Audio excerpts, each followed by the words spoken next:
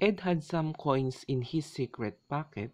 If he divides the number of coins by 8 and 6, there will be no remainder. What is the least number of coins that he can have in his pocket? So in this problem, we can use the least common multiple of 8 and 6 to find that number of coins. The first step that we need to do is to get the prime factors of 8 and 6. So 2 times 4, 2 times 2. So the prime factors of 8 is 2 times 2 times 2. The next is the prime factors of 6, 2, and 3. 2 times 3, the answer is 6. And after that, let's identify the common factor. So the common factor is 2. That would be the common factor. Then after that, since we're getting the least common multiple, multiply the common factor to the remaining prime factors. So these are the remaining prime factors, 2, 2, and 3. So this would be 2 times 2 times 3, and the common factor, which is 2.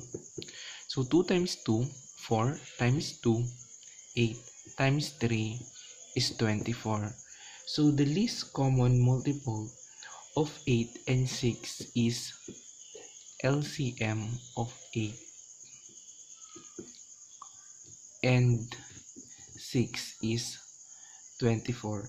And it means that there are 24 candies. There are children playing in the park. At least how many children can form groups of 4, 6, and 10? That will no children without a group. Or it means that a number that when you divide in 4, 6, and 10, there would be no remainder. So we can use again the least common multiple for this problem. So let's use prime factorization to solve this problem. First is for 4, just 2 times 2. For 6, 2 times 3. For 10, 2 times 5.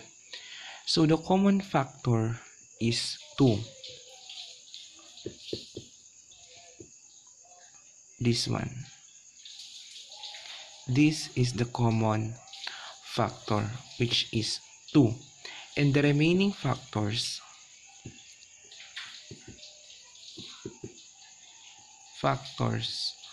are 2, 3, and 5.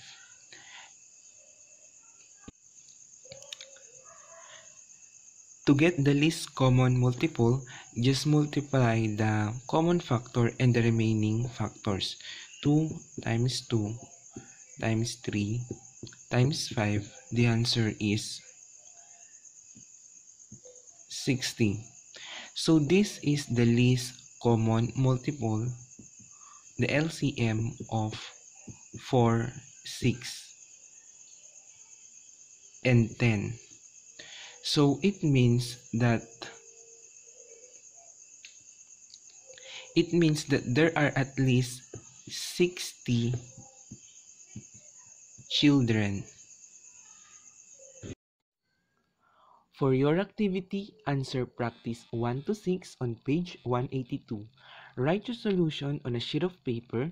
Take a photo of your answer, send it by private message. Deadline November 3.